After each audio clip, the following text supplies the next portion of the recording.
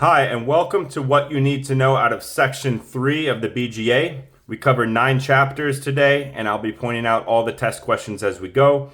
If you're serious about passing the Florida Business and Finance exam, please watch all my videos. I made a 97.5. I have a finance degree. I'm going on 6 years in roofing. I also had made a 95 on my roofing trade, and I'm going to cover everything that you need to know here. I've already posted Section 1 and Section 2. Section 2 math is coming. If you'd like the FCM and AIA, please let me know. Please also support by liking and subscribing so YouTube recommends this to others looking to pass the exam just like you are. There's also a great support group WhatsApp chat that really helped me. I'm in it. Check the description for more info. So here are Section 3 financial statements. Chapter 20, recording before the event. Accrual and deferral entries equalize timing differences between the work you do and the payment you expect to receive later. That could be a test question. What are accrual and deferral entries used for equalizing timing differences? And we've already covered accrual and deferrals a lot. There are 4 types of accruals. It's to report income not yet paid, defer income received but not yet reported, accrue cost, and defer costs. Keep in mind that all sales on account should be accrued because no cash changes hands. Also keep in mind that your accrual entries should always record events in the period in which they occur.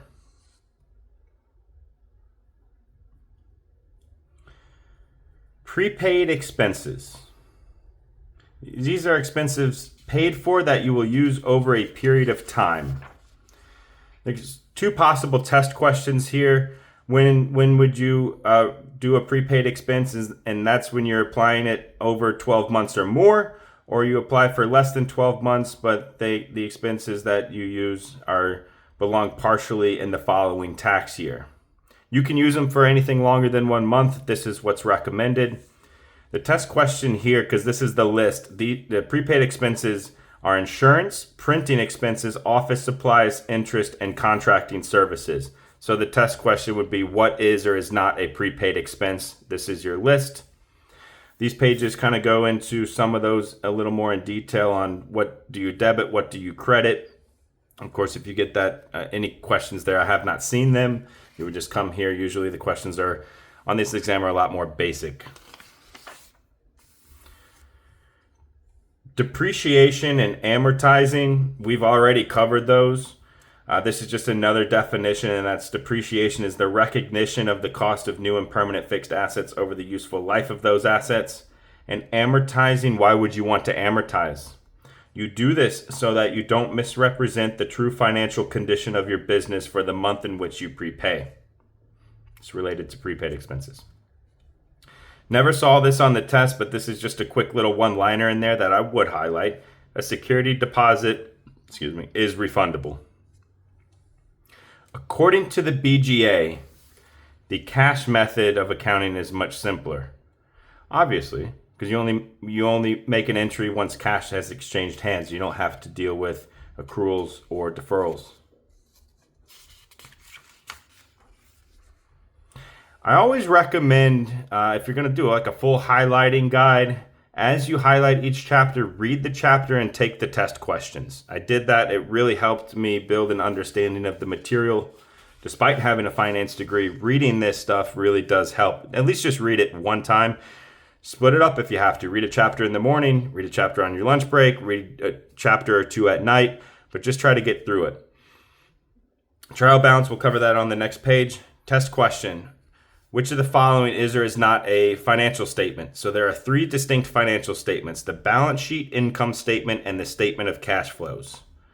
The test question here highlight what the balance sheet is, and that's a summary of the existing conditions of the business.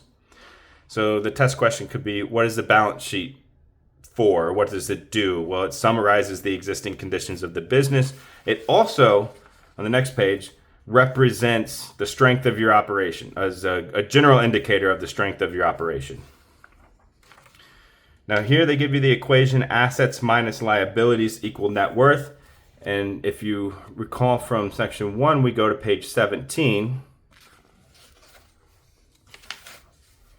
And I wrote out the test question here because you have assets equals liabilities plus net worth. So as long as you remember that, you can move something to this side or move something to the other side to come up with the other two equations on what liabilities and net worth equals. The test question is, which of the following is an incorrect statement? And it might list all three of these and then an improper equation.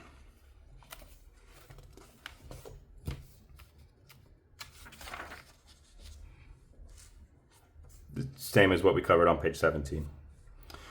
What is the income statement? The income statement summarizes business operations within a period of time. We'll get to this in a later chapter because the balance sheet it tells you the conditions of your business on a specific date, whereas the income statement shows a period of time. We'll come to this later, but what gross sales equal? Gross sales minus your direct costs equals your gross profit. Your gross profit minus your operating expenses equals your income from operations. And then your income from operations, less your taxes and stuff, equals your net profit. We'll come to that. Financial ratios in a couple of chapters. The statement of cash flows is a summary of the sources of and uses of cash, where it came from and where it went. And if you recall on page 176, we talked about the sources and uses of cash and the cash movement method. These are I know we just defined them, but they also define them again here. The balance sheet is a general indicator of the strength of your operation, how well the business is able to finance its commitments, and how heavily financed it is. The income statement shows how well you're controlling costs and expenses, the yield on your operations, and the volume of business you're doing. That could be a test question. It could say, what does the income statement not show? And it could say it shows costs and expenses, yield on operations, the volume of business you're doing, and then something that's inaccurate, and that would be the correct answer. The statement of cash flows tells you whether your operation is handling cash properly.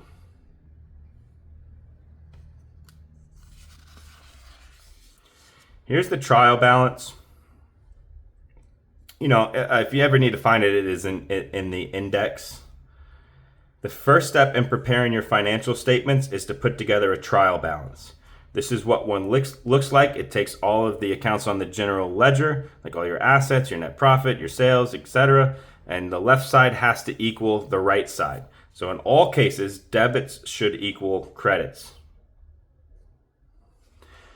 When you finish the trial balance, proceed to making the closing adjustments. The test question here would be, what is or is not a closing adjustment? And it could say bank reconciliation adjustments, write-off for bad debts, recording of depreciation and amortization, adjustments to the notes receivable liability for the year's interest. Well, it's notes payable, not receivable. So just make sure when you go through this test, there's plenty of time on it. It's like 6.5 hours. What most people end up doing is finishing it an hour or two early, and then they'll spend like an hour or two on like 5 questions that you just can't find. But most people, even myself included, used almost the entire 6.5 hours trying to make sure I answered everything correctly. So read the test questions and the answers very carefully. I wouldn't need to really read these paragraphs. Just know to come to this page for your closing adjustments. 9 and 10 are on the back page. Current assets are liquid assets. That's assets available to the builder within 1 year. Of course, this is repetition. Anything current is within 1 year. Fixed assets, the list of those, recall, was on page 155. This account category includes the gross value of equipment and machinery, small tools, improvements, furniture, fixtures, structures, and land, less a reserve for the depreciation that you've expensed for them, minus land, because the only fixed asset that's not depreciable is land. Most people have seen that one come up, and that's a give me. Hopefully you get lots of give me's on the exam. Fixed assets are called that because they aren't available to be turned into cash within 1 year. Now you have this other category called other assets. I've not seen this on any of my exams, but I believe in the BGA this is the only page it's listed on. So I would highlight intangible assets. Goodwill is an example of an intangible asset, as well as a covenant not to compete. Goodwill can't be amortized or depreciated. A covenant can be amortized. know that just like how land can't be depreciated, your intangible assets are not depreciable either. I haven't seen it come up, but that is just something in accounting. Your current liabilities are payable within 1 year. Accounts payable, taxes payable, notes, contracts, and deposits to be refunded are all examples of current liabilities. For me, a security deposit is refundable in roofing if somebody has signed on with a roofing contract and they decide not to move forward, whether they had a life event that happened or they just don't want to work with you anymore. I never hold a security deposit hostage, always refund the money. If they have a life event and can't do it or they don't want to work with you anymore, don't work with somebody that doesn't want to work with you. That will be a mess. Equity accounts, we cover these later. I would just highlight that partnerships have an account called Partners Equity, while corporations have an account called Capital Stock. This account represents the original investment of the owners of the business. And if you're an owner of the business and you want to withdraw money, it's called a draw. Nice little play on word there. If you withdraw, it's called a draw, and that's deducted from the profits.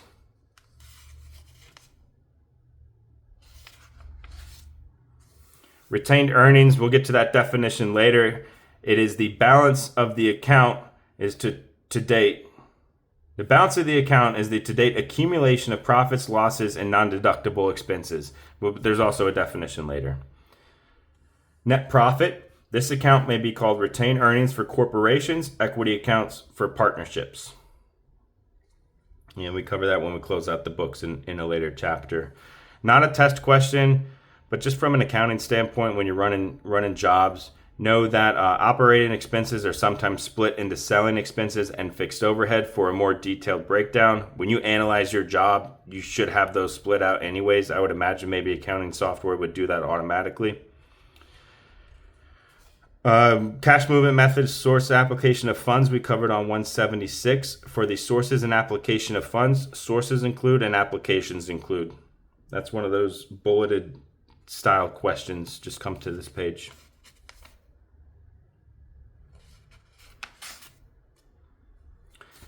The test question here is, what is working capital? They can ask that in two different ways.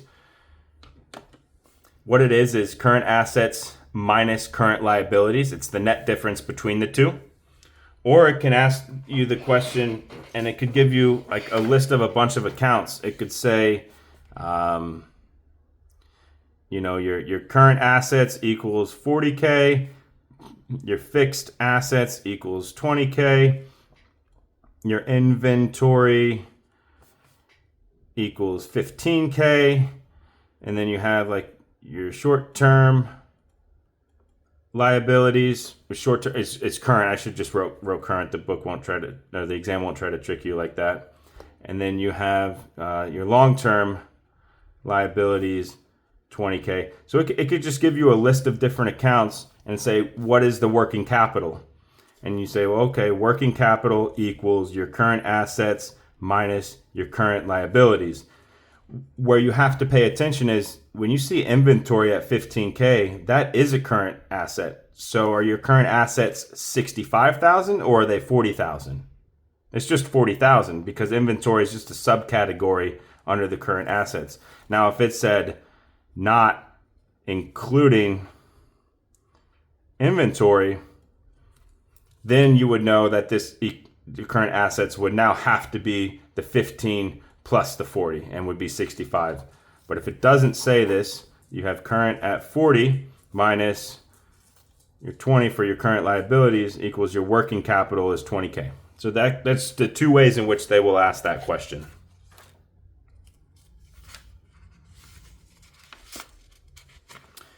Using financial information, this is one of the 3 chapters in this section that has nothing in it. But we can highlight something.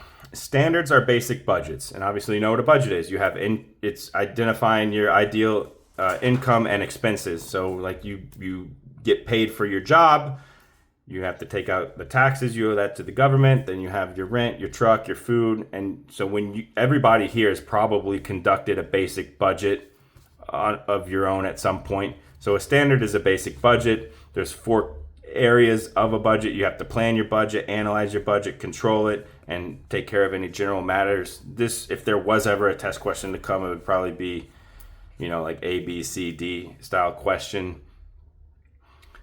When you're enforcing the standards, these are some questions to ask. You won't have a question of how often should you analyze your cash flow, but business owners, analyze your cash flow as often as possible, as often as necessary. Cash flow is king. It's really a nothing chapter. You really don't have to highlight anything in that chapter, to be fair. Financial ratios, there's a lot in here. So the financial ratios can be expressed in a multiple of different ways. And the test question is, which of the following is not a way to express a ratio? You have X to 1, X percent, or X per day, like X to Y. They also cover it on like 6 pages later. X to 1 as a percentage, X per Y also as a fraction. Ratios can be used 2 ways: to indicate a single business condition and also to indicate trends. Now, when we flip to the next page, it says here that ratios give specific kinds of information that you can use to analyze your operation. There are 4 main reasons for doing ratio analysis, right? To check existing conditions, to spot trends, but also to check on the effectiveness of those existing controls and to measure levels of various accounts. So that is why you would want to use ratios.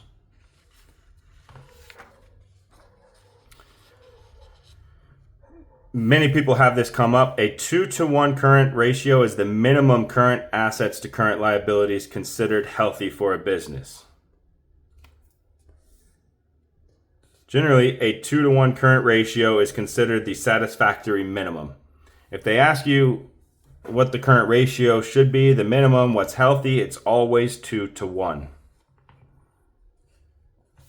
And we covered the current ratio on page 174, as well as the quick assets ratio. The test question here is, what is the quick assets ratio known as? It's known as the acid test. Or what ratio is the acid test known as? The quick assets ratio. The only difference between the current and the quick is that the quick is without inventories. So if you have a calculation problem where you have to calculate either the current or the quick, know which one has or does not have inventories included. And on the quick ratio, a minimum of 1-to-1 is considered healthy. I've never seen that question. I've only seen 2-to-1 for the current. Now here's your working capital. We just discussed this. Your working capital ratio is your current assets minus current liabilities. That's going to be the working capital. With all of these ratios, the first paragraph will tell you what it's for. So for example, working capital to funded debt indicates the ability of an operation to meet its obligations. It also indicates whether a business is heavily dependent on outside funding. It's expressed as, and then it will give you the formula. For all of these ratios, it does that. Even though I didn't highlight these, doesn't mean they're not important. I just haven't seen them come up. If they do come up, this is your chapter to go to. Pretty simple. True investment yield, net income divided by net worth. Your income account ratios, these are the 2 that are very popular. Calculating gross profit and calculating your net profit. So your gross profit as a percentage is the profit you made divided by the sales you made. And your net income divided by the sales is going to be your margin of profit. How the ratios are presented. And then at the end, here is your cheat sheet. It lists all the ratios in this chapter.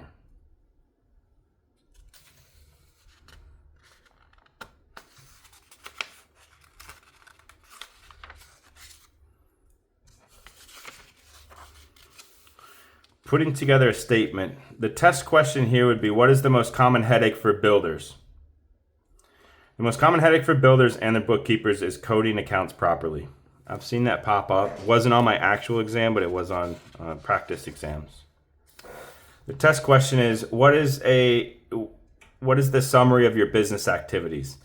That is, the general ledger is nothing more than the summary of all your business activities.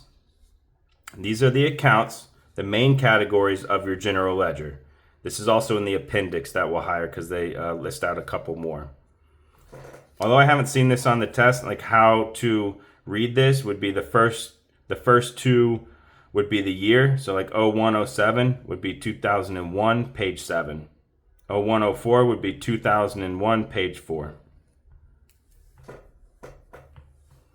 It's one of those like random questions that could pop up. I've seen this one a few times, like common posting errors, what it is or is not a common posting error, or explaining one. So like transposition, that's if you have dyslexia and instead of 2,146, you swap the numbers and put 2,416. Decimal misplacement is just you putting the decimal in the wrong spot. Debit or credit is you entering something on the wrong side, or just being human and making a simple math error. Now, when it comes to adjusting the trial balance, we talked about the closing adjustments on page 251. So they must be adjusted when you prepare financial statements. This kind of recaps a little bit of that, but that list is where the question would come from. Again, current ratio 2-to-1, minimum standard. It's popped up 3 times, that's why you'll have it on your test. Okay, closing out the books, you'll probably have a question on this. This is taking all of your income, cost, and expense accounts to a zero balance. And at zero balance, as I understand it, is the profit or loss that's left over. So you have the remaining equity in the business, and then you add profit or take away the loss. And then if you take money out of the business, you withdraw it. That's a draw, and that's your adjusted entry for the year. Now, the retained earnings accounts, this is where I said that definition comes in, and that's the sum of all prior year's profits and losses accumulated during the life of the corporation. It's a corporation because retained earnings are a corporation account. So this is a list of all your net worth accounts. You have capital stock accounts as a corporation, partners equity for partnerships, partners draw for partnerships, retained earnings for corporations, and of course every business has a profit and loss statement. Hopefully that makes enough sense.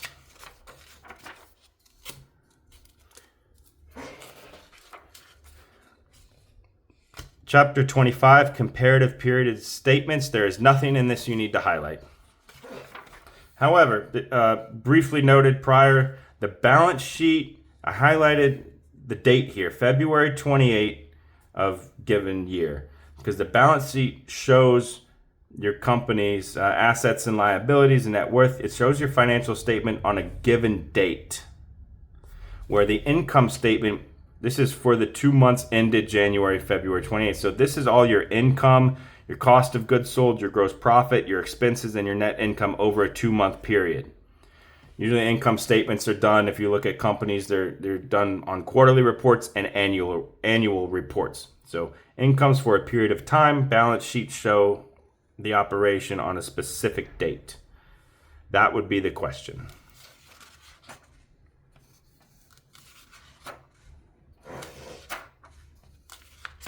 Chapter 26, restatements by accounting methods.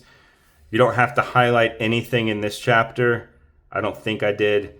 Know what a restatement is, and then you're good to go. The restatement is taking like your income statement, doing everything as a percentage of completion, and then doing all that same data under the completed contracts method and comparing the numbers based off those two separate methods. I've never seen any questions on this. And it's a short chapter too. Chapter 27, statements by job. We have 2 more chapters to go and we'll wrap up. Begin your job breakdown with a detailed income statement, because the income statement, that's going to be, what you sold the job for minus your labor and materials minus your expenses, et cetera, to get to how much profit did you make on the job. And so it kind of looks like an income statement from that standpoint, and that's how you break down a job with its own detailed income statement. Number 1. Number 2. Nothing on this page. Never seen anything on this page. But like plotting job progress, obviously when you first sign the job and start it, there's not a lot of net profit in it. But as you get into the meat and potatoes and do the work and get the money, that's where you should have most of your net profit. I would just read the chapter and understand it. Long range job planning, it's a bulleted list. I've never seen any questions on any of my exams covering this, but I would give it a read when you read the chapter. Statements by job serve what two functions? First, they indicate immediate needs in each area of the operation, and secondly, they help you correct bad trends before they become drastic losses. The test that could come up in some sort of test question. Also, here's a test question. Faced with unacceptably low profits on some of your regular jobs, you can take one of the three actions. You can institute new controls to increase productivity on those jobs, get out of those markets, or accept the low profits as inevitable, etc. It can ask you, when you're faced with low profits on some jobs, what action could you take or what action should you not take? I've had that one. Last chapter, 28, what is a loan? Most people here have had loans, whether it's for your mortgage or for a vehicle or a student loan. The amount you borrow that you receive, that's called your principal. No one loans money at 0%. So there's a cost to borrow that money, and that's the interest you pay on that loan.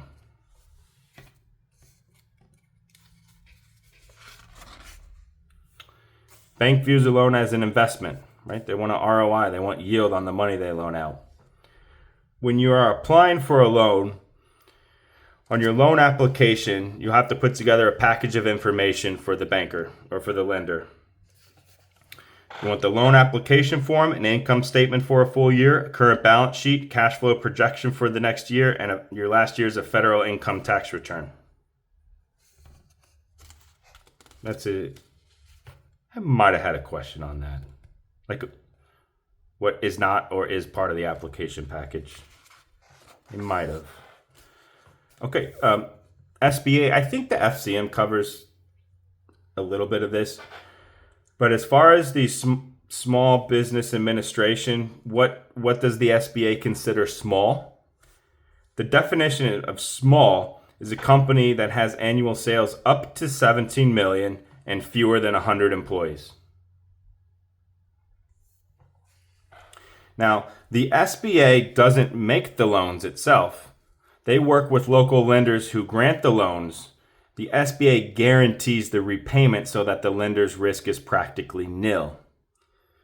Now, I have actually a wonderful banker who I set my business banking up with. I've known her for a couple of years. She's been in the industry 30 years. She's at City National, and I can contact her on a Sunday. I can call her at 8 o'clock on a Thursday night, and she answers and gets back to me. She's a personal banker and doesn't charge anything for those personal banking services. If you're looking to set up a business banking account, I'd recommend having a conversation with her, because good luck going to getting your banker's information at Wells Fargo, JP Morgan Chase, Bank of America. And I love Bank of America. I banked with them for over half my life. But you're not going to have that personal touch. If you have something that needs to happen or you have questions about something, having somebody that you can immediately reach out to is a huge plus. And trust me, in business, when you're running a construction company, you will need help with something along the way. She's great with loans. She knows the SBA program. That's what jotted my mind to give her the plug here. You also need to set up business insurance. I have a great business broker as well, web design guy, CPA, great bookkeeping firm. If you don't want to do your own bookkeeping, I recommend not waiting for that. I ran a small business in the past, and I always put off the bookkeeping, and the QuickBooks was a huge headache. Having a professional service doing that does not cost much money, and so I recommend that. I have also a business law and litigation attorney for when you set up your contracts, your terms and conditions, or ever have to manage disputes in the future. I have a long list of referral partners that I work with that are I would highly recommend. So if you need anything for any area of your future business, you can reach out to me. There are 5 so-called Capline loan programs. These are the 5. The most the SBA can guarantee is $750.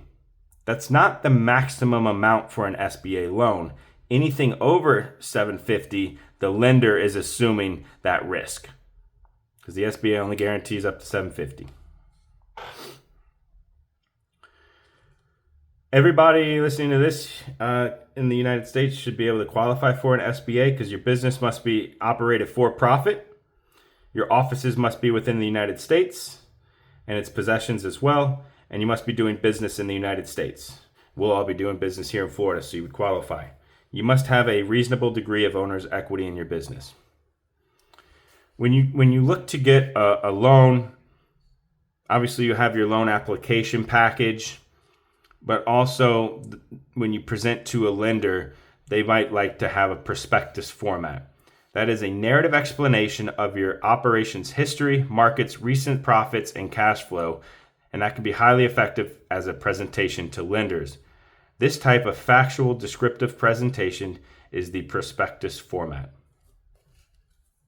I had a question. What is the prospectus format? It's a factual descriptive presentation of your business. And that is the last of this book. The appendix, the general ledger. These are all the main accounts on your general ledger. This is what the chart of accounts looks like. Here's your cheat sheet. The balance sheet and the income statement and statement of cash flows. I've had a question of what financial statement is net income and net worth listed on. And immediately I was like, oh, income statement, net worth, net income shows your job, but it only showed the net income. And when you go to your balance sheet, it shows net income and net worth. So this is a list of all the accounts that are on the balance sheet. It's a nice cheat sheet. Income statement, some other comparative statements here, and here's your cash flow statement. Nothing in Appendix C or D. Then you get to, when you read the chapter and take the test questions, these are the answers to the test. And then your index. The book has a really good index. So you should be just fine navigating that. If there's anything that you worry about finding in the book, you highlight it in the index or highlight things in the index, you'll know you'll need to come back to a lot.